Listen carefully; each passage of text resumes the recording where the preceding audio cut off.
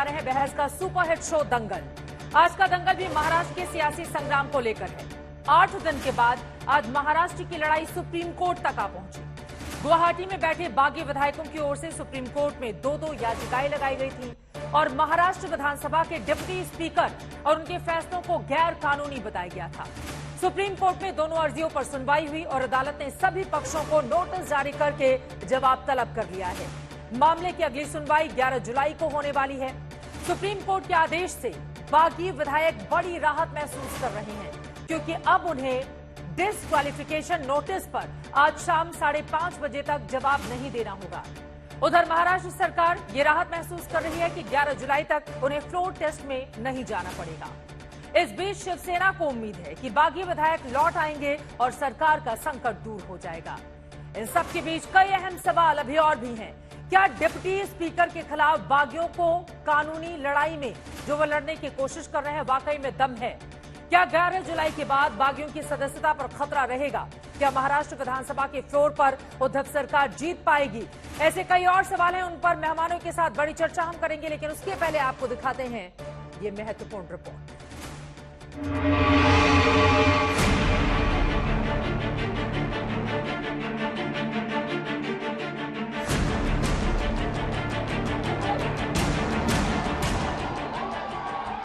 महाराष्ट्र की लड़ाई के 3 मोर्चे हैं। सत्ता पर दावे की जंग सुप्रीम कोर्ट तक पहुंच गई, जहां अदालत ने सभी पक्षों से जवाब मांग लिया है। बागियों को 11 जुलाई तक की बड़ी राहत दी है। दूसरी तरफ दोनों ओर से बयानबाजी जारी है और तीसरी तरफ सड़क पर अब आमने सामने के टकराव वाले हालात भी पैदा किए जा रहे हैं। कोल्हापुर में तो उद्धव समर्थक और बागी विधायक राजेंद्र पाटिल के समर्थकों के बीच झड़प के हालात बन गए। मुश्किल से पुलिस ने दोनों पक्षों पर काबू किया।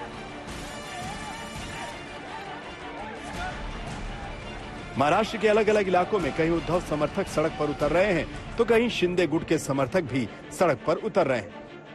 ठाणे में तो शिंदे समर्थकों ने संजय राउत का पुतला दहन करना शुरू कर दिया। उधर पिंपरी चिंचवाड़ में उद्धव समर्थक सड़क पर उतरे।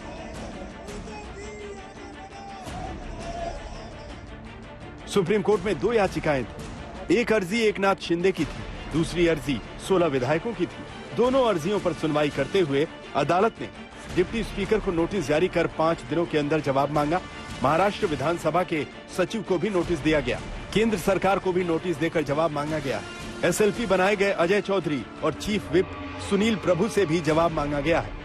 बागी विधायकों को 3 दिन में जवाब दाखिल करने को कहा गया है।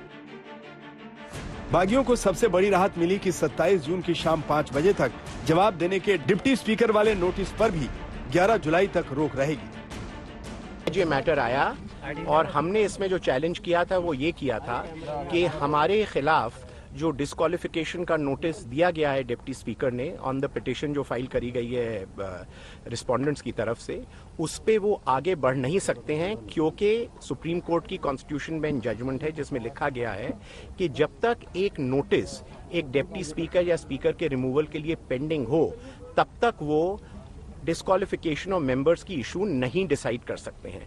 कोर्ट ने दूसरी साइड को टाइम फाइल करने का रिप्लाई फाइल करने का टाइम दिया है और इन द मीन टाइम ये कहा है कि हमारा समय जो आज एक्सपायर कर रहा था 5 बजे 27 को, वो रिप्लाई फाइल करने का टाइम 12 जुलाई तक एक्सटेंड का 12 या 11 वो आप चेक कर लीजिएगा, एक्सटेंड कर दिया गया है। और दूसरा जो 39 एमएलएज हैं, उनके फैमिली मेंबर्स हैं एटसेट्रा, उनकी लाइफ एंड लिबर्टी को स्टेट गवर्नमेंट प्रोटेक्ट करेगी और स्टेट गवर्नमेंट ने अंडरटेकिंग भी दी है कि वो कर रही है और करेगी भी। सुप्रीम कोर्ट में भी यह बहस हुई कि जब बागी विधायकों ने ईमेल भेजकर डिप्टी स्पीकर को पूरी बात बताई थी तो डिप्टी स्पीकर ने बिना सदन को बताए खुद ही फैसला क्यों किया। देखिए, जो भी मोहलत दी है, जो भी आर्ग्यूमेंट्स हम देंगे, वो अगेन मैं रिपीट करूंगी, डेप्यूटी स्पीकर रहे हों, हमारी लेजिस्लेटिव पार्टी रही हो, उन्होंने कायदा अनुसार काम किया है, कॉन्स्टिट्यूशनली किया है, कॉन्स्टिट्यूशनल जो प्रोविजंस हैं उसको ध्यान में रखकर किया हुआ है, ना कि किसी आपन धाप में काम हुआ है जिस तरीके से एकनाथ शिंदे जी के ग्रुप ने किया है। ना तो हाईकोर्ट की पर भेजा सुप्रीम कोर्ट ने फैसला, ऊपर से सुनवाई भी कर ली, 3 दिन में जवाब भी मांग लिया, मतलब स्पीकर की से जवाब मांगा है ना कि आपने किस तरह से ये कार्रवाई की।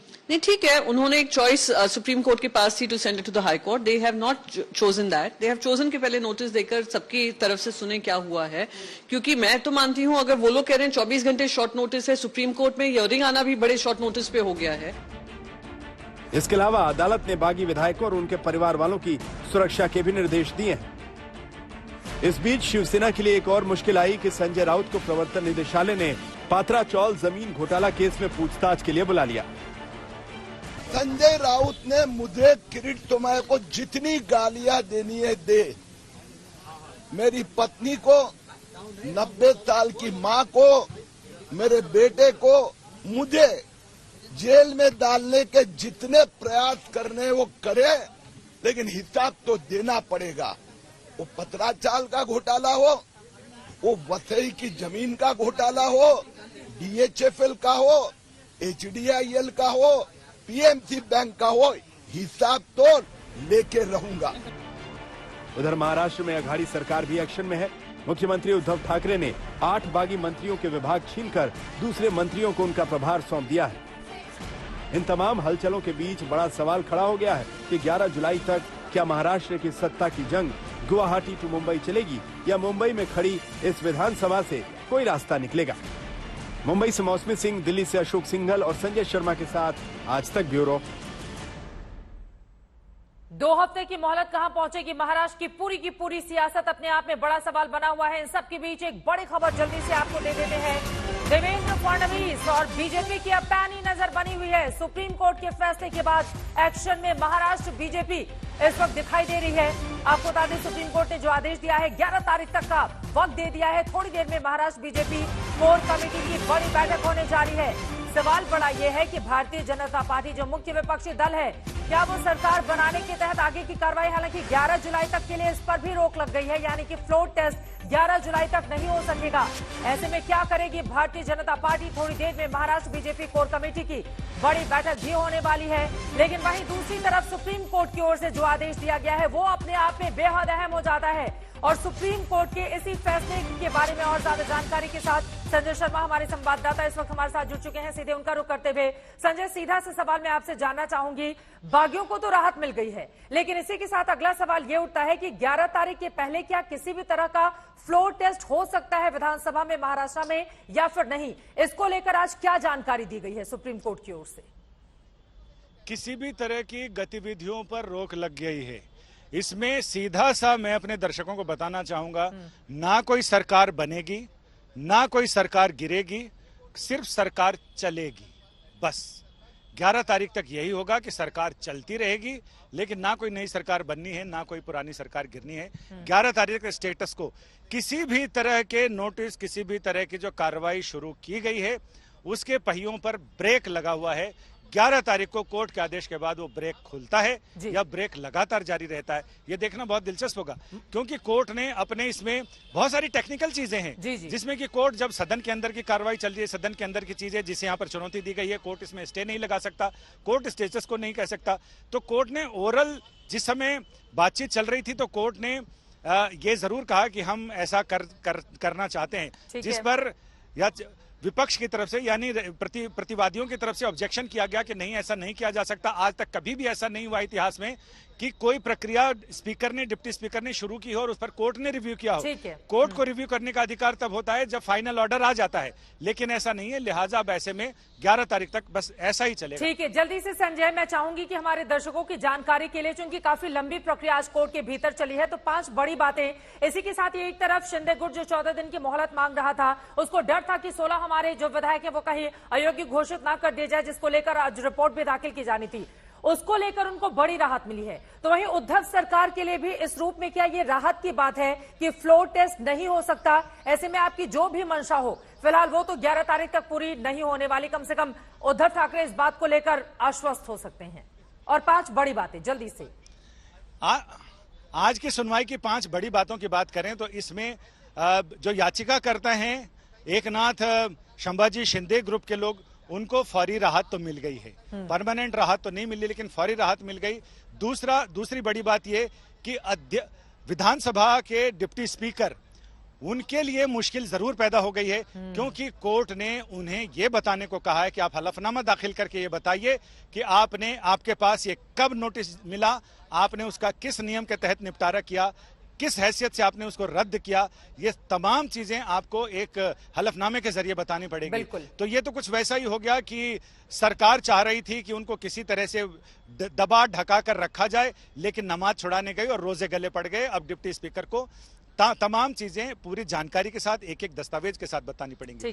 तीसरी बड़ी बात यह कि सरकार ने यह जरूर कहा कोर्ट में कि इस बीच में अगर जो विधायक वहां पर गुवाहाटी में हैं, वो सारे बागी विधायक अगर राज्यपाल से मिलके और मांग करते हैं कि विधानसभा का सत्र बुलाया जाए और फ्लोर टेस्ट कराया जाए, शक्ति परीक्षण कराया जाए, बहुमत का परीक्षण हो, तो इस पर भी कोर्ट ने कहा कि अगर ऐसा कुछ होता है तो किसी भी नागरिक के लिए दरवाजे खुले हैं, आप आकर बता सकते हैं।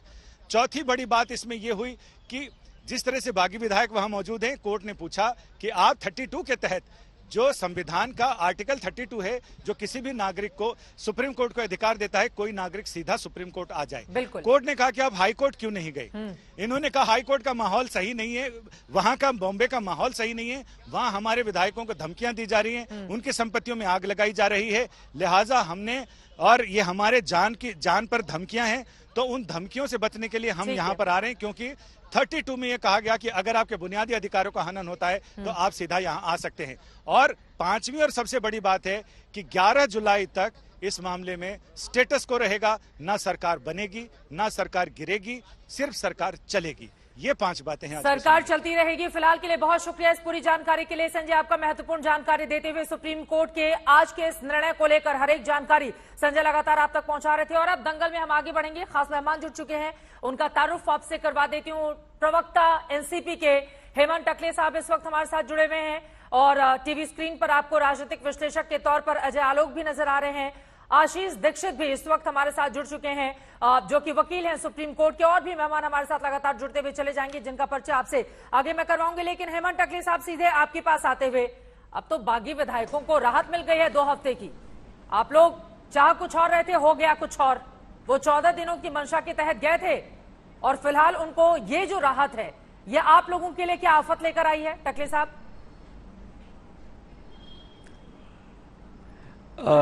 आज की जो सुप्रीम कोर्ट की कार्रवाई हुई है, इस कार्रवाई से यह स्पष्ट हो गया है कि संविधान के जरिए बनाई गई विधानसभा हो, लोकसभा हो, वहां उसके जो नियम होते हैं और संविधान में जो लिखा हुआ है, जो सुप्रीम कोर्ट तक गया, इसके बारे में सुप्रीम कोर्ट का फैसला आज का मेरे लिए और मेरी पार्टी के लिए भी एक बहुत महत्वपूर्ण फैसला मैं मानता हूं। क्योंकि जिस तरीके से इस पूरी धमाल में इन लोगों ने गुवाहाटी से जाके मुंबई हाई कोर्ट न आते हुए दिल्ली में जाके सुप्रीम कोर्ट के पास गए, और उनके पास ये जवाब जो था कि हमारी सुरक्षा की चिंता थी, कि आपकी लाशें आएंगी, ये आएगा वो आएगा, तो बट ऑब्वियसली इनकी जान को खतरा है, उस बात का जिक्र कोर्ट के भीतर किया गया। नेता किस तरह से धमकी दे रहे हैं? संजय राउत का बयान सुना है आपने हेमंत साहब? ये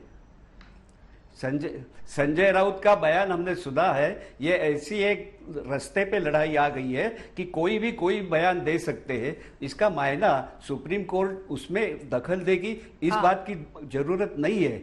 इन विधायकों के पास भी इतनी ताकत है कि वो अपनी सुरक्षा कर सकते हैं, ऐसी कोई बात नहीं। कल परसों तक साथ में रहने वाले ये लोग थे, कह रहे हैं कि 40 जो विधायक गुवाहाटी में बैठे हुए हैं जिंदा लाश की तरह।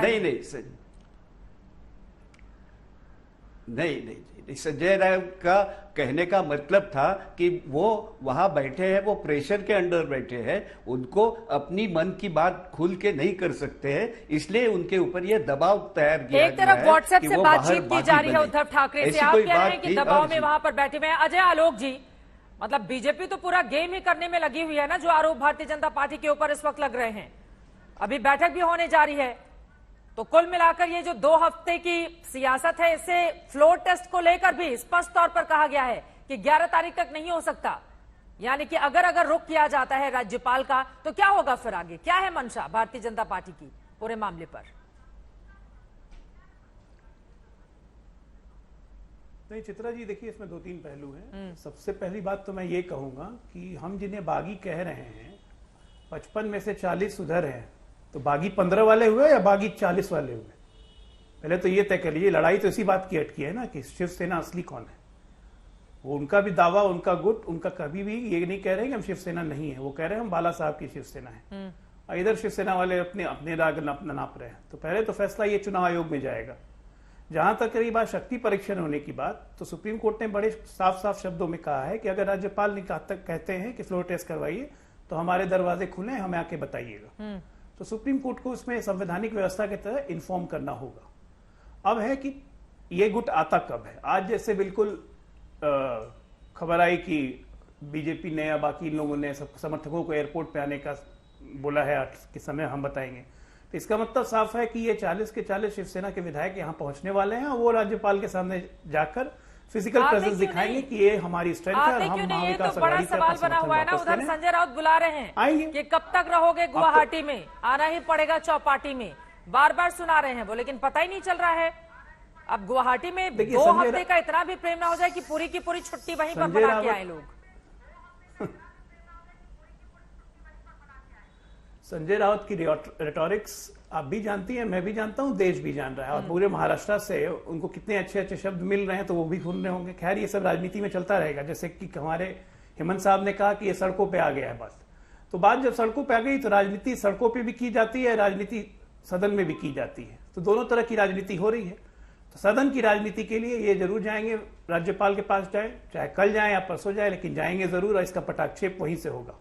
और सुप्रीम कोर्ट को भी बिल्कुल इन्फॉर्म करके रखा जाएगा। ठीक है। और देखिए संवैधानिक व्यवस्थाओं की तरह चलेगा, किसी के हुलिगनिज्म और गुंडागर्दी की तरह देश नहीं चल सकता। हेमंत साहब ये तो बड़ा सवाल है ना। देखिए तोड़फोड़ किया जा रहा है, जो विधायक वहां पर एक दिन भी रहने का अधिकार नहीं, उनके घरों पर तोड़फोड़ किया जा रहा है, कालिख पोती जा रही है, लगातार उनके दफ्तरों को नुकसान पहुंचाया जा रहा है। लेकिन इन सब के बीच देखिए एकनाथ शिंदे का बयान सामने आया है। वो कह रहे हैं ये आनंद दिघे की विचारधारा की जीत है, बाला साहब के हिंदुत्व की जीत है। तो उनके इस बयान को कैसे देख रहे हैं आप? सुप्रीम कोर्ट की ओर से ये जो आदेश दिया गया है 11 तारीख तक के लिए, उसको लेकर ये बड़ा बयान सामने आया है। सुप्रीम कोर्ट के फैसले के बाद एकनाथ शिंदे जो बागी विधायक हैं, शिवसेना के लिए, उद्धव ठाकरे के लिए मुश्किलें पैदा करने वाले, वो कह रहे हैं बाला साहब ठाकरे के हिंदुत्व की जीत है। सुप्रीम कोर्ट की आज की ये जो टिप्पणी है उसके मद्देनजर चूंकि 14 दिनों का वक्त लगातार ये बागी गुट चाहता था और यकीनन सुप्रीम कोर्ट की ओर से बड़ी राहत भी फिलहाल इनको मिल गई है। धर्मवीर आनंद दिघे के विचारों की भी ये जीत है, ये शिंदे कहते हुए नजर आ रहे हैं। हेमंत साहब क्या होगा इस पर जवाब आपका? 2 हफ्ते जिसने बड़ी राहत दे दी है और वो खुशी अब छिपाए नहीं छिप रही है एकनाथ शिंदे से। नहीं, एकनाथ शिंदे जी पहले से शिवसेना से जुड़े थे। हाँ। और उनको ये भी पूछा गया था कि क्या आप मुख्यमंत्री बनना चाहते हैं क्या, ये ऑफर उनको दे चुके थे, उन्होंने वो ऑफर नहीं ली थी। ये बात भी लोगों के सामने है। और वो उनके पास आज तक आपने देखा है कि अर्बन डेवलपमेंट डिपार्टमेंट हमेशा हर राज्य का मुख्यमंत्री अपने पास रखता है, लेकिन इतना विश्वास एकनाथ शिंदे जी के ऊपर था उद्धव जी का कि उन्होंने ये बड़ा डिपार्टमेंट मतलब उनके क्या पास तारीफ कर रहे हैं एकनाथ शिंदे की कि मुख्यमंत्री जैसा इतना बड़ा पद भी उनको ऑफर किया गया, उसके बावजूद उन्होंने मना कर दिया। ये तो कोई बड़ा व्यक्ति ही कर सकता है कि इतना महत्वपूर्ण पद हो लेकिन उसको लेने से इनकार कर दे। तो क्या आप तारीफ कर रहे हैं एकनाथ शिंदे की? मैं उनकी तारीफ बिल्कुल नहीं करूंगा। मैं उनके इस विचार से बिल्कुल प्रभावित नहीं हूं कि वो जिस तरह से आज बाला साहब ठाकरे का नाम ले रहे हैं। बाला साहब ठाकरे के साथ के जो लोग थे उनमें से जो लोगों ने आज तक, उद्धव जी ने भी उसके बाद शिवसेना की पूरी कमान अपने हाथ में रख के अच्छी जीत पाई है और अच्छा परफॉर्मेंस उन्होंने किया है पक्ष संगठन के द्वारा भी। इसीलिए महाराष्ट्र में आज जब ये लोग बागी होके जाना चाहते हैं तो सामान्य शिव सैनिक जो रास्ते की लड़ाई लड़ता है उसके लिए ये बहुत धोखा देने वाली बात है। और ये धोखा सहन करने के, लेकिन वो 39 जो विधायक है उनके समर्थकों का भी तो आप सोचिए ना। ये तो लड़ाई है। मैं लौटूंगी आपके पास, लेकिन अजय आलोक जी एक और महत्वपूर्ण सवाल जो लोगों के जहन में है। देखिए एक एक करके मुंबई से कितना भी उद्धव ठाकरे समझाने की कोशिश करें, उसके बावजूद लोगों के जाने का सिलसिला गुवाहाटी में जारी है। अभी कल जो नेता वहां पर पहुंचे हुए, कहीं ऐसा तो नहीं कि शिवसेना खेला भी कर रही है इन सबके बीच?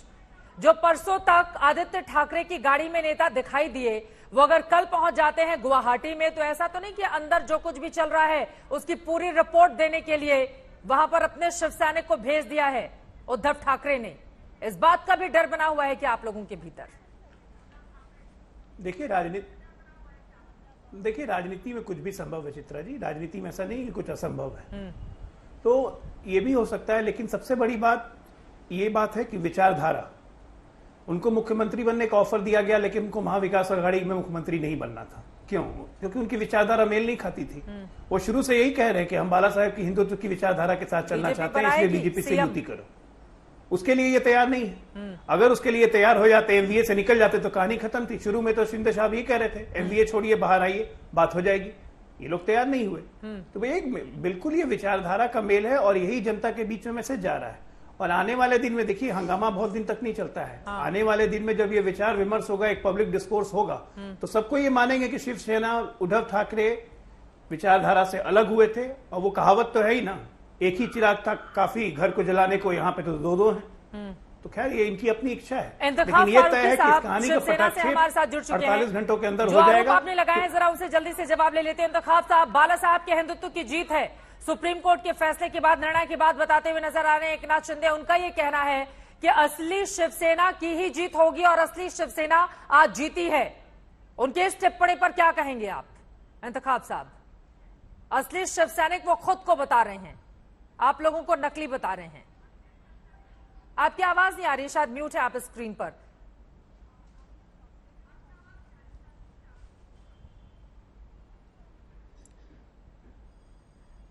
आपकी आवाज नहीं आ रही है इंतखाब साहब, अनम्यूट करें आप स्क्रीन पर अनम्यूट करें खुद को, उसके बाद आपकी आवाज आएगी। आपकी आवाज नहीं आ रही थी। इंतखाब फारूकी शिवसेना के नेता हमारे साथ जुड़े हुए हैं, लेकिन अब तो सीधे सीधे दो हाथ करने की तैयारी में बैठा हुआ है वहां पर शिंदे गुट, और उसका यह कहना है कि असली शिवसेना आज जीती है। उनकी आवाज नहीं पहुंच पा रही है, मैं फौरन आपके पास आऊंगी, लेकिन दो वकील हमारे साथ जुड़े हुए हैं। सबसे पहले आशीष दीक्षित जी, आपका रुख करते हुए, ये जो परिस्थिति इस वक्त बनी हुई है, अब इसमें क्या रीड कर पा रहे हैं आप? एक तरफ तो शिंदे गुट अपनी जीत बता रहा है 2 हफ्ते की मोहलत के बाद, लेकिन वहीं तरफ दूसरा पक्ष ये भी है कि 2 हफ्तों तक फ्लोर टेस्ट नहीं हो सकता है, यानी कि यथास्थिति बनी रहेगी। ऐसे में क्या सिर्फ जुबानी जंग ही चलती रहेगी, या फिर अभी भी कई ऐसे तकनीकी दांवपेच जरूर हो सकते हैं जो दोनों ही पक्षों की ओर से आजमाया जा सकता है? देखिए, इसमें अभी जो शिंदे ग्रुप जो आज ये कह रहा है कि उनको एक सुप्रीम कोर्ट से विक्ट्री मिली है, ये एक अंतरिम आदेश है। इसमें कोर्ट ने स्टेटस को मेंटेन करने को कहा है कि ताकि वो इस मामले की सुनवाई कर सके। अभी ऐसा नहीं है कि उन्होंने किसी के पक्ष में या विपक्ष में फैसला दे दिया है। और जहां तक रही, कोर्ट ने ये नहीं कहा कि आपका फ्लोर टेस्ट नहीं हो सकता। उन्होंने ये कहा है कि जब अगर होगा तो कोई भी पार्टी हमारे आगे एप्लीकेशन लगा सकती है। और देखिए, अंतरिम में तो यही होगा कि जो जितने भी एमएलएज हैं उनको एक मॉरल विक्ट्री जरूर मिली है कि वो सस्पेंड नहीं हो सकते। एक बड़ी बात आशीष जी आपने कही है, आपका ये कहना है कि फ्लोर टेस्ट अगर होने की परिस्थिति बनती है तो उसके पहले सुप्रीम कोर्ट में याचिका लगाई जाए। जी, आज जब स्टेट के वकील ने ये बात बोली कि अब वो जब सुप्रीम कोर्ट ने इनका डिस्क्वालिफिकेशन के जो रिप्लाई या उनका जो जवाब देना था उस पे 12 जुलाई तक का टाइम दिया, तो जो स्टेट के वकील थे, जो शिवसेना के वकील थे, उन्होंने बोला कि अब ये इन द मीनवाइल ये करेंगे कि फ्लोर टेस्ट कराने की कोशिश करेंगे। तो कोर्ट ने उस पे कोई स्टे नहीं दिया और ये कहा जब ऐसा होगा तो आप बिल्कुल फ्री हैं कोर्ट में आने के लिए। तो ये कोशिश जरूर करी जाएगी, बट कोर्ट भी यही करेगा जब ऐसी एप्लीकेशन लगेगी तो कोर्ट ये चाहेगा, लेकिन जब तक कोर्ट की अनुमति जरूरी होगी। अगर आप फ्लोर टेस्ट के लिए जाते हैं तो कोर्ट की अनुमति पहले लें, उसके बाद ही आप फ्लोर टेस्ट करवा सकते हैं। अनुमति नहीं, कोर्ट उसमें सुनवाई करेगा और कोर्ट बाद में ये फैसला और ये इसमें भी स्टे लगाएगा। बट एज सच ये नहीं कि कोई अगर कोई मोशन मूव करता है गवर्नर के आगे या गवर्नर डायरेक्शन देता है तो उस पर कोई स्टे नहीं है। अगर कोर्ट स्टे कर देता तो उसको करने की कोई जरूरत ही नहीं पड़ती, बट अभी वो हो सकता है। और महाराष्ट्र या शिवसेना सरकार को सुप्रीम कोर्ट में एक एप्लीकेशन लगानी पड़ेगी स्टे लेने के लिए, क्योंकि कोर्ट ने कहा प्रिजम्पशन जाएंगे। फ्लोर टेस्ट की डिमांड तो बागी गुट की ओर से ही की जाएगी या फिर भारतीय जनता पार्टी की ओर से? ठीक है, आप ये कह रहे हैं कि राज्यपाल अगर इस बारे में आदेश देते हैं तो उस पर कोई भी स्टे नहीं है सुप्रीम कोर्ट का। राज्यपाल की ओर से फ्लोर टेस्ट का आदेश दिया जा सकता है और फ्लोर टेस्ट हो सकता है। और ये भी है कि फ्लोर टेस्ट होने से पहले महाराष्ट्र की सरकार जरूर सुप्रीम कोर्ट जाएगी। ठीक है, ये स्थिति बनती हुई एक और वकील हमारे साथ जुड़े हुए हैं, बोल लीजिए अजय आलोक जी, उसके बाद मैं इंतखाब फारूकी साहब आपके पास आऊंगी। कपिल मदान जी, मैं फौरन आपके पास भी लौटती हूं। इसमें इसमें एक टेक्निकल हिच ये भी है कि चूंकि डिप्टी स्पीकर पे अविश्वास प्रस्ताव दिया हुआ है ऑलरेडी विधायकों के द्वारा, और सदन में फुल टाइम स्पीकर अभी है नहीं, खाली है, तो फ्लोर टेस्ट की स्थिति में राज्यपाल महोदय को एक इंटरिम स्पीकर का भी अपॉइंटमेंट करना पड़ेगा। इसकी भी सुप्रीम कोर्ट को जानकारी देनी पड़ेगी। जी, सुप्रीम कोर्ट को इस बाबत भी जानकारी देनी पड़ेगी। मामला चूंकि सुप्रीम कोर्ट में है, इस वजह से तमाम बातें वहां पर पहुंचाना जरूरी है। कपिल मदान साहब, अब सीधे मैं आपके पास आते हुए, फिर यहां से अब किसकी मुश्किलें कानूनी रूप से बढ़ती हुई नजर आ रही हैं? क्योंकि एक तरफ अगर राज्यपाल इस तरह का निर्णय कर लेते हैं तो यकीनन वो भारतीय जनता पार्टी जिस इंतजार में है, बागी गुट जिस इंतजार में है, उनके लिए क्या फायदेमंद हो सकता है या परिस्थितियां पलट भी सकती हैं अगर उद्धव ठाकरे मैदान में आ जाते हैं तो, और मुंबई आ जाते हैं गुवाहाटी से विधायक तो? देखिए चित्रा जी, पहले हमें यह समझना पड़ेगा, जो सुप्रीम कोर्ट में आज सुनवाई हुई, वो सुनवाई जो उस पिटीशन का सब्जेक्ट मैटर क्या था, उस पिटीशन का सब्जेक्ट मैटर फ्लोर टेस्ट नहीं था। उस पिटीशन का सब्जेक्ट मैटर था कि जो स्पीकर ने नोटिस इशू करे हैं एंटी डिफेक्शन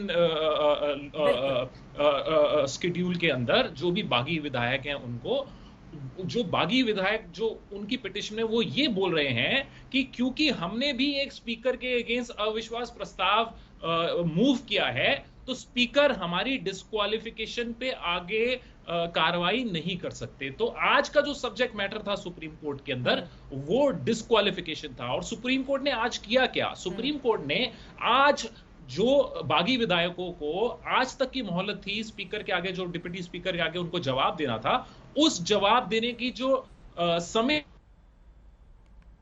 कि आप अब इससे हुआ क्या, जो डिस्क्वालिफिकेशन की प्रक्रिया है, जो स्पीकर आगे आज डिसाइड कर सकता था अगर वो जवाब देते, या अगर वो बिना उनके जवाब के अगर उसको डिसाइड करना था, तो अब स्पीकर डिस्क्वालिफिकेशन पे कोई डिसीजन नहीं दे पाएंगे जब तक उनका समय सीमा खत्म नहीं होती। ठीक है, मैं लौटूंगी आपके पास, आप जो बातें बता रहे हैं, लेकिन इन सब के बीच महाराष्ट्र की सियासत अलग ही दिशा में आगे की ओर बढ़ती हुई नजर आ रही है। शिवसेना के नेता हमारे साथ जुड़े हुए हैं। इंतखाब साहब, मैं फौरन आपके पास आऊंगी, आपकी आवाज अब हम तक पहुंच रही है, लेकिन उसके पहले इस वक्त हमारे साथ वरिष्ठ वकील उज्जवल निकम साहब जुड़ चुके हैं, स्पेशल पब्लिक प्रोसिक्यूटर आप हैं। उज्जवल साहब, बहुत स्वागत करते हुए अब मैं सीधा से सवाल आपसे जानना चाहूंगी। मामला सुप्रीम कोर्ट के भीतर गया, जिसके बाद माना जा रहा है बागी विधायकों को 2 हफ्तों की बड़ी राहत मिल गई है, और वही खुशी व्यक्त करते हुए इस वक्त एकनाथ शिंदे अपने ट्विटर पे नजर आ रहे हैं। लेकिन इन सब के बीच जो कानूनी दांवपेच है, उसके मद्देनजर क्या रीड किया जाए? यहां पर अब उद्धव सरकार के पास क्या ऑप्शन बचता है, और एकनाथ शिंदे के लिए 2 हफ्ते की राहत आगे आने वाले वक्त में किसी बड़ी आफत में तब्दील तो नहीं हो सकती है? चित्रा जी, मैं साफ शब्दों में कहूंगा कि ना किसी की जीत हुई है आज, ना किसी की हार हुई है, ना किसी को राहत मिली है। सुप्रीम कोर्ट के सामने 2 अहम सवाल थे। क्या उन विधायकों को डिस्क्वालिफिकेशन नोटिस जो डिप्टी स्पीकर ने जारी किए, क्या उनको कानूनी अधिकार है? बिल्कुल। दूसरा सवाल यह भी था, क्या डिप्टी स्पीकर के खिलाफ उन विधायकों ने जो नो कॉन्फिडेंस मोशन लाया है, और सरकार जो माइनॉरिटी में है, और इसीलिए उनको क्या अधिकार है? ये 2 अहम सवाल है। बिल्कुल। सुप्रीम कोर्ट ने कोई शब्दों में इस पे कोई फैसला नहीं सुनाया, कोई ना किसी को रिलीफ दिया है, लेकिन सुप्रीम कोर्ट ने यह बात कही जरूर कि इस नतीजे के आने के पहले हमें डिप्टी स्पीकर और शिवसेना का व्हीप की भी सुनवाई हम करेंगे, और इसलिए उनको कह दिया कि आप हलफनामा सुप्रीम कोर्ट पे दर्ज कीजिए। जहां तक कोई भी सरकार मेजॉरिटी या माइनॉरिटी में हो, उसका सवाल कभी भी कोर्ट में नहीं किया जाता है, उसका फैसला वहां से नहीं होता है, उसका फैसला वो हाउस के फ्लोर टेस्ट से ही होता है। और अभी तक जो 11-12 तक सुप्रीम कोर्ट ने यह फैसला ऐसा ही छोड़ दिया, इसका मतलब है आज ना कोई विन हुआ, ना कोई हार किसी की हुई है। लेकिन जहां तक मैं समझता हूं कि महाराष्ट्र में ये सिचुएशन अभी पैदा हो गई है कि कई मिनिस्टरों के पोर्टफोलियो निकाल गए, और जो भी कुछ मिनिस्टर बाकी बचे हैं उनके पास 8-8, 10-10 पोर्टफोलियो आ गए। बिल्कुल बिल्कुल। क्या आज विंटर सीजन शुरू हो गए?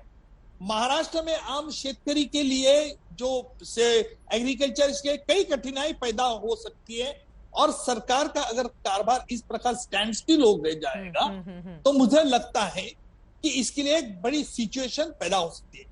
इसलिए खुद सरकार भी गवर्नर के पास दर्ज कर सकती है, विनती कर सकती है कि आप एक स्पेशल सेशन बुलाए जाए और उसमें तय किया जाए कि क्या सचमुच सरकार मेजॉरिटी माइनॉरिटी में। अगर गवर्नर साहब अगर इस पर बुलाते तो वही वो फैसला हो सकता है। अगर महाराष्ट्र गवर्नमेंट नहीं बुला सकती तो अगर दूसरी तरफ से भी दूसरों को भी अधिकार है कि हम मेजॉरिटी में क्या माइनॉरिटी में, ये गवर्नर साहब को असेंबली में, और ये गवर्नर साहब को डिसाइड करना होगा उनके according to the good conscious कि क्या सही में ये सिचुएशन पैदा हुई है क्या नहीं पैदा हुई है, क्या गवर्नमेंट का काम स्टैंड स्टिल हुआ है क्या नहीं हुआ है, ठीक है, और उस पर गवर्नर साहब फैसला ले सकते हैं। उज्जवल निकम साहब, लेकिन यहीं से एक दूसरा सवाल निकलता है। देखिए, अभी की जो स्थिति है, मजबूती से शिंदे टिके हुए हैं और वो अपनी इस वक्त खुशी भी जाहिर कर रहे हैं। इस वक्त हमारे साथ दीपक केसरकर साहब जुड़ चुके हैं, जो कि बागी विधायक हैं। साहिल जोशी उनसे बातचीत करेंगे, उसके बाद उज्जवल साहब मैं फौरन आपके पास आऊंगी। दीपक साहब, अगर मेरी आवाज आप तक मिल रही हो तो मेरा सीधा से सवाल यह है, आप लोग खुशी जाहिर करते हुए इस वक्त नजर आ रहे हैं, लेकिन जो कानून के जानकार है वो कह रहे हैं खुश किस बात का होना, सिर्फ 2 हफ्ते की राहत ही तो मिली है। ऐसा तो है नहीं कि शिवसेना पर जो दावा आप लोगों की ओर से किया जा रहा था या जो बाकी चीजें हैं वो आपके हक में चली गई। 2 हफ्ते क्या आपको लग रहा है कि वास्तव में बहुत बड़ी राहत लेकर आप लोगों के लिए आई है, और क्या ये 2 हफ्ते गुवाहाटी में ही बीतने वाले हैं केसरकर साहब? देखिए, राहत तो ये है को जिस तरह से हमें डिस्क्वालीफाई करने की कोशिश की गई wrongfully, that is being stopped. That is the biggest relief, because we were called today by the deputy speaker to give our say, and he was supposed to give the decision which could have been, I don't say which could have been a disqualification to put pressure on us. That possibility is gone now. So we are no more in pressure. We are free, and we have already decided we are going to support Shinde ji, and we are going ahead with that. Kesarkar साहब, मेरा सवाल आपसे ये है कि क्या अब आपका गुट शिवसेना का असली गुट कहलाएगा, और क्या आपका गुट अब गवर्नर के पास जाकर, राज्यपाल के पास जाकर ये कहेगा कि उद्धव ठाकरे सरकार से उन्होंने समर्थन वापस ले लिया है? क्या ये बात अब राज्यपाल को जाकर कही जाएगी आपकी तरफ से? सर, हमारा ग्रुप तो ओरिजिनल ग्रुप ही है, क्योंकि ग्रुप के सदस्य कितने हैं तो वो अभी बचे हुए हैं 55, और 55 में से 14 ऐसे ये करते रिजोल्यूशन कि हम लोग शिंदे जी को निकालते, तो it is in itself wrong action.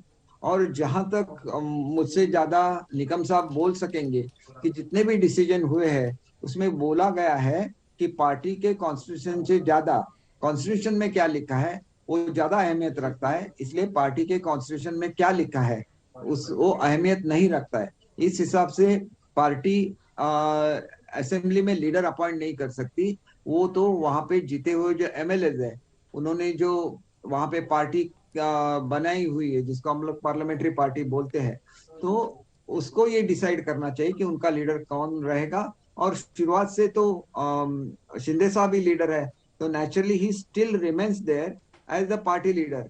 उनका जो फैसला था वो फैसला गलत था, ऐसी हमारी सोच है। मुझे लीगल पोजीशन के बारे में मैं ज्यादा नहीं बोल सकता क्योंकि मैं लीगल एक्सपर्ट तो हूं नहीं, तो निकम साहब इसके बारे में बोल सकते हैं, लेकिन हमें तो रिलीफ मिला है। नहीं, लेकिन मेरा सवाल आपसे यह है कि क्या अब आपका गुट, नहीं, मेरा सवाल केसरकर साहब आपसे यह है कि क्या एकनाथ शिंदे के नेतृत्व में अब महाराष्ट्र के राज्यपाल भगत सिंह कोश्यारी को आपके तरफ से कम्युनिकेशन होगा क्या कि उद्धव ठाकरे सरकार के साथ आप नहीं है, ये कम्युनिकेशन आपका होगा क्या गवर्नर के पास? सर, ये स्ट्रैटेजी रहती है, और स्ट्रैटेजी जो पॉलिटिकल हमारे पार्टी के जो लीडर्स है वो इकट्ठा आते हैं, सबके बारे में सोचते हैं और फिर वो अपनी स्ट्रैटेजी डिसाइड करते हैं, और ये स्ट्रैटेजी पहले बताई नहीं जाती, इसलिए मुझे भी नहीं बताई गई है। तो अगर बताई होती तो मैं आपको बोल देता। तो क्या उद्धव ठाकरे को आज की स्थिति में इस्तीफा दे देना चाहिए? क्योंकि आपके पिटीशन में आपके तरफ से दावा किया गया है कि महाराष्ट्र विकास आघाड़ी सरकार अल्पमत में है। आपने ये भी कहा है आपके पिटीशन में कि आपके हिसाब आपने महाराष्ट्र विकास आघाड़ी के सरकार का समर्थन वापस ले लिया है। ये दोनों चीजें आपके तरफ से पिटीशन में कही गई है। तो क्या अल्पमत में होने की वजह से उद्धव ठाकरे को अब इस्तीफा दे देना चाहिए? आपको क्या लगता है?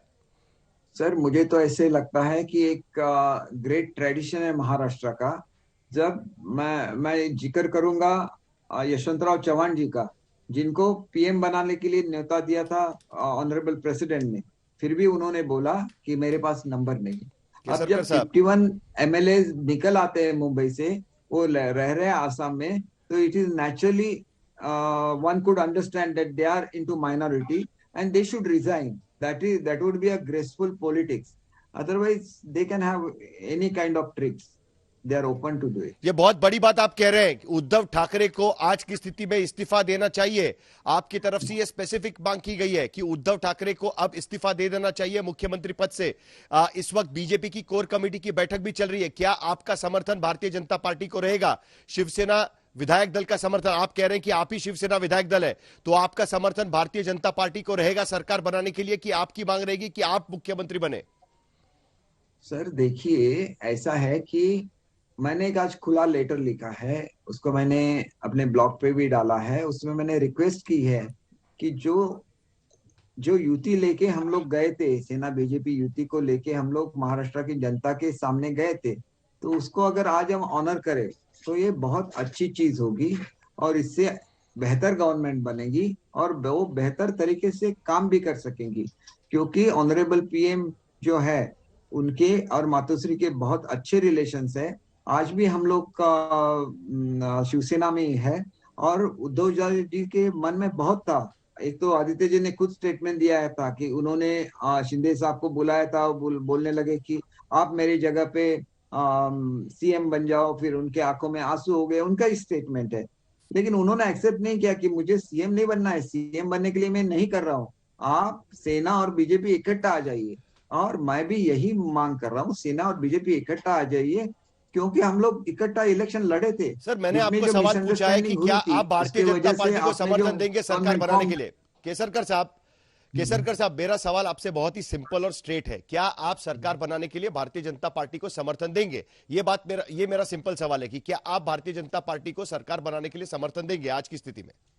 इसके बारे में जो भी अधिकार है हमने एकनाथ शिंदे जी को दिए हुए हैं, and he can take the appropriate decision. We will not question him if he takes any decision in this regard. अब जब यह साफ हो गया है सुप्रीम कोर्ट में कि आप पर 11 जुलाई तक कोई एक्शन नहीं ली जा सकती, दूसरी तरफ सुप्रीम कोर्ट ने यह भी कह दिया है कि नो कॉन्फिडेंस मोशन लाने के लिए कोई पाबंदी नहीं है। अगर कोई नो कॉन्फिडेंस मोशन लाता है तो तब देखा जाएगा सुप्रीम कोर्ट में आते हैं। तो इसका मतलब क्या हम यह निकाल सकते हैं कि आज की स्थिति में महाराष्ट्र की विधानसभा में no confidence motion Uddhav Thackeray सरकार के खिलाफ आ सकता है अगर वो इस्तीफा नहीं देंगे? इस वक्त की बड़ी खबर, शिंदे गुट के विधायक की ओर से कहा गया है उद्धव ठाकरे को तुरंत इस्तीफा दे देना चाहिए।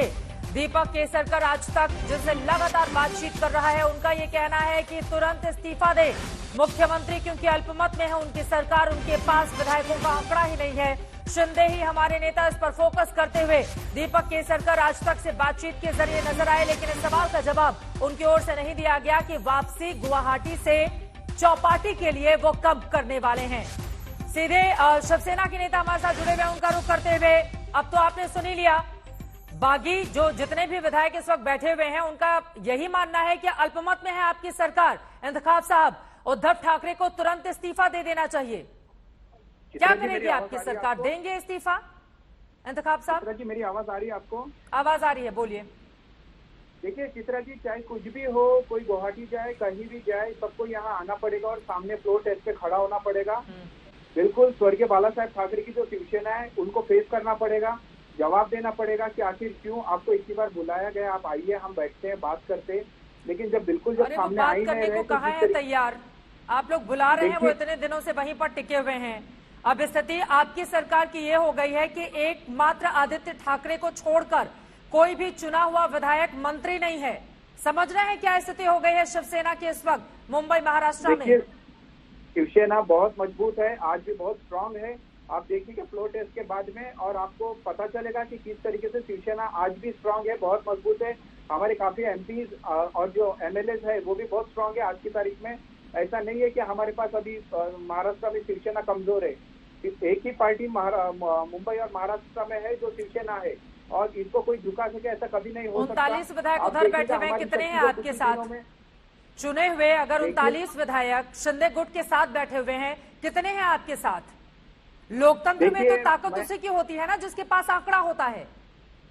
देखिए बिल्कुल मैं आपको बताना चाहूंगा कि कांग्रेस और अपना एनसीपी जो है वो हमारे साथ में बिल्कुल समर्थन में है हमारे साथ में, और जो भी निर्णय सामने आएगा आप देखिएगा बहुत अच्छा फैसला आपको देखने मिलेगा। एक शिवसेना की नई शक्ति आपको देखने मिलेगी। जब फ्लोर टेस्ट होगा बिल्कुल हम सामने आपके सामने रहेंगे, आप देखिएगा बिल्कुल आपको एक नया जो है शिवसेना की जो ताकत है वो देखने को मिलेगी। पांव तले की जमीन हिला दी है शिंदे गुट ने, और आपको ये लग रहा है कि न सिर्फ पार्टी सरकार सब कुछ बची रहेगी और ऑल इज वेल, ये बार बार बताने की आप कोशिश कर रहे हैं, लेकिन ऐसी स्थिति है कहां पर? यही तो सवाल है। वो कह रहे हैं कि उद्धव ठाकरे इस्तीफा दें, इस पर क्या है आपका टेक जल्दी से? उसके बाद अजय आलोक जी मैं फौरन आपके पास आई। उद्धव साहब इस्तीफा दे ऐसा कोई किसी में हिम्मत नहीं है ये कहने की। उद्धव साहब शिवसेना के प्रमुख है इस वक्त में, और वो बिल्कुल हमेशा शिवसेना को उन्होंने मैनेज किया बहुत अच्छे ढंग से। वो हम सब के मुंबई महाराष्ट्र की जो जनता के हमारे प्रमुख है शिवसेना के, और उनका इस्तीफा देना मतलब ये बहुत ही बड़ी बात जिसने भी कहा है। वो हमारे प्रमुख है शिवसेना के, और इसी तरीके से वो शिवसेना को लेकर आगे चलेंगे। शिवसेना को लेकर आगे कैसे चलेंगे, ये बड़ा सवाल तब तक कायम रहेगा जब तक आपके 39 विधायक शिंदे को समर्थन देते हुए गुवाहाटी में बैठे रहेंगे। वो मुंबई कब और किस रूप में आते हैं देखना महत्वपूर्ण होगा। लेकिन आदित्य ठाकरे जब वो मीडिया के कैमरे के सामने आए तो उनकी ओर से अलग ही अंदाज में एक फिल्मी डायलॉग का जिक्र करते हुए कैसे निशाना साधा गया शिंदे गुट पर, सुनिए। कॉन्फिडेंस जीत की तो पूरी है और प्यार भी पूरा है। जो दगेबाजी करते हैं वो कभी जीतते नहीं है, जो भाग के जाते हैं वो कभी जीतते नहीं है। मैं अभी मुझे थोड़ा पढ़ना है, जो भी अभी का निर्णय हो मुझे पढ़ना पडेल। फ्लोर टेस्टसाठी ते तयार आहेत की नाही हा पहिला प्रश्न आहे। आमची फ्लोर टेस्ट आम्ही सांगितलेले काय आहे, अभी उनका निर्णय है, लेकिन कभी ना कभी तो सामने आने वाले हैं, उनको आंख में आंख डाल के बात करनी पड़ेगी। देखते हैं। आप लोग क्या इसको राजनीति के हिसाब से देख रहे हैं? नहीं, ये राजनीति नहीं, ये तो भी सर्कस बन गई है। और ये बताइए एक और सवाल, फ्लोर टेस्ट के लिए आप लोग तैयार हैं? फ्लोर टेस्ट से मुझे सबसे बड़ी टेस्ट यही है, अगर जो भी बागी है, जो भाग के गए हैं, जो खुद को रिबेलियन कह रहे हैं, रिबेलियन करना होता तो यहाँ हिम्मत से करते, राजीनामा देते, रिजाइन करते और सामने चुनाव के लिए खड़े रहते। मेरी बात पूरी होगी। दूसरी फ्लोर टेस्ट यही होगी कि मेरे सामने बैठे आंखों में आंखें डाल के बोले कि हमने क्या गलत किया। हम शरीफ क्या हुए, पूरी दुनिया बदमाश हो गई, ये डायलॉग बोला आदित्य ठाकरे ने। हालांकि वो लाइन आ नहीं पाई है। इसी सवाल के साथ अजय आलोक जी सीधे आपके पास आते हुए, वो कह रहे हैं कि हम शरीफ क्या हो गए, सभी लोग बदमाश हो गए, लेकिन आंखों में आंखें डालकर बात करने की हिम्मत किसी के भीतर है नहीं। तो पहले मसला तो स्वीकारोक्ति है ना, ये तो इसको रिवर्स एंगल से देखिए तो स्वीकार कर रहे हैं कि हम बदमाश थे और शरीफ हो गए। ये सब खैर राजनीति में ये सब रेटोरिक्स चलते रहते हैं। मैंने पहले भी कहा था एक ही चिराग काफी होता है घर को आग लगाने के लिए, यहाँ तो दो हैं। अब सवाल सबसे बड़ा ये है कि राजनीति और सत्ता लोक लाज से चलती है। लोकतंत्र में लोक लाज का बहुत बड़ा महत्व होता है। जब साथ आप देख रहे हैं कि आपके साथ नंबर नहीं है तो राजनीतिक शुचिता का ख्याल करते हुए लोकतंत्र की मर्यादा के लिए सही बात है इस्तीफा दे देना चाहिए। जैसे उस दिन वो फेसबुक पे कह रहे थे उद्धव ठाकरे, कोई विधायक मुझसे फोन पे भी कह दे कि इस्तीफा दे दो मैं दे दूंगा, तो आज तो आपके सामने मीडिया आज तक पे आके उन्होंने बोल दिया कि उद्धव ठाकरे को तुरंत इस्तीफा दे देना चाहिए। तो अब इंतजार किस बात का, अपनी बातों का अनुसरण कर लें। अब तो खुलेआम मीडिया पे केसरकर साहब ने भी कह दिया कि उद्धव ठाकरे को तुरंत इस्तीफा दे देना चाहिए। और उद्धव जी ने उस दिन फेसबुक पे लाइव पे कहा था ये बात। फारूकी साहब, ये बात तो सच है ना, मैं तुरंत इस्तीफा दे दूंगा, अगर कोई कह देगा तो मैं तुरंत इस्तीफा देने के लिए तैयार हूँ। अब तो विधायक खुलकर टीवी कैमरों के सामने बोल रहे हैं, अगर मगर किंतु परंतु की अब गुंजाइश भी नहीं रही। जब समय दिया गया था कि आप आकर सामने बात करो, आपको अगर मौका चाहिए हम आपको मौका देंगे, आपको मुख्यमंत्री बना देंगे अगर आपको बनना है। लेकिन उस समय में कोई सामने आगे आपके जवाब देने को तैयार नहीं था। ठीक है, अब उनके कहने से कुछ नहीं होता, जैसा उन्होंने कहा अब देर हो चुकी। यहाँ पर भी देखा आपने कि जैसे आदित्य साहब ने कह दिया है कि अब कोई भी आ सकता है, लेकिन एक शख्स को छोड़कर जो है शिंदे साहब, क्योंकि उनको कई बार कहा गया कि आप आइए, आप जवाब दीजिए सामने बैठकर, लेकिन अगर आप नहीं आ पाए, आप कह रहे कि अब बहुत देर हो चुकी, तो यहाँ पर हमारे आदित्य साहब ने भी कह दिया कि बहुत देर हो चुकी है। तो इस तरीके से जो भी चीज है अभी सामने आ रही है आपको देखने मिल रहा है। अरे लेकिन आप लोगों की जो जुबानी जंग जारी है उससे भी पता चल रहा है कि बड़े बेसब्र हुए जा रहे हैं आप लोग। आप सुन रहे हैं संजय राउत का किस तरह का बयान सामने आ रहा है, वो जिंदा लाश हो गए हैं, यहाँ आएंगे तो हम देख लेंगे, अजीब अजीब तरह की तेरा बाप मेरा बाप, अपने बाप पर जाइए, उनके हिसाब से वोट मांगे। ये कोई भाषा होती है सरकार बचाने की? फारूकी साहब, उन्होंने इसीलिए कहा, इसी से पता चलता है कि आप लोगों की बेसब्री कितनी ज्यादा है, इस सरकार को लेकर डर का माहौल कितना ज्यादा है। नहीं, बिल्कुल ये गलत बात है। उन्होंने इसी के लिए कहा, उनका ये बोलने का मतलब ये है कि आप सामने आइए, सामने आकर बैठकर बात करना चाहिए था। जो भी बातें हम सामने बैठकर बात करेंगे। अब ऐसा हुआ है कि जो भी है उनका आक्रोश, गुस्सा है, वो उन्होंने सामने अपना जाहिर किया, लेकिन इसका मतलब ये नहीं है, कहने का मतलब ये कि आप सामने आइए, सामने बैठना अरे वो पड़ेगा। कहते हैं उसके बाद आग लग जाती है, जगह जगह तोड़फोड़ शुरू हो जाती है, विरोध प्रदर्शन शुरू हो जाता है। ये बड़ा सवाल है ना। हेमंत साहब, एक लाइन में क्लोजिंग कमेंट, इन 2 हफ्तों में क्या आपको लग रहा है कि सरकार के पक्ष में खेल बदल जाएगा, बागियों की हार होगी, इस तरह की स्थिति बन सकती है क्या? किसी तरह के चमत्कार की उम्मीद है हेमंत साहब आप लोगों को? बिल्कुल, ये चमत्कार की बात नहीं है। ये पूरा नाटक जो किया गया है, ये बीजेपी ने नाटक लिखा और इनको प्यादे की तरह यूज कर रहे हैं, एकनाथ जी को और बाकी के लोगों को। उनको यूज करके उनको ये बताना है कि उनका छुपा एजेंडा यही था कि शिवसेना को खत्म करना है। मेरी अपील है एकनाथ शिंदे जी की कि ये उनकी जो चाल है उसके ऊपर आप ध्यान दीजिए। शिवसेना बनी रहनी चाहिए, शिवसेना बड़ी होनी चाहिए। बार बार आप यही कह रहे हैं शिवसेना बनी रहनी चाहिए, बची रहनी चाहिए, लेकिन असली शिवसेना किसकी है, इसको लेकर भी लड़ाई शिंदे गुट इस वक्त लड़ता हुआ नजर आ रहा है। लेकिन इन सब के बीच उद्धव जी धीरे चलना, बड़े बागी हैं इस राह में, बागी खेल बिगाड़ने की कोशिश में लगातार लगे हुए हैं। ऐसे में 2 हफ्तों के भीतर क्या होता है देखना रहेगा बेहद महत्वपूर्ण। लेकिन आज दंगल का हमारा सवाल था, सुप्रीम कोर्ट के आदेश से महाराष्ट्र के बागी विधायकों को क्या बड़ी राहत मिली है? आपके जो जवाब मिले हैं, 57% लोगों ने हाँ में जवाब दिया है, जबकि 43% लोगों का जवाब नहीं में है। अब महाराष्ट्र की सियासत में ये 2 हफ्ते बेहद अहम रहने वाले हैं। ऐसे में क्या फ्लोर टेस्ट होगा, उसको लेकर अब किस तरह से दोनों ही पक्ष आगे बढ़ेंगे, इस पर रहेगी आज तक की नजर। इसी के साथ दंगल में अभी के लिए बस इतना ही।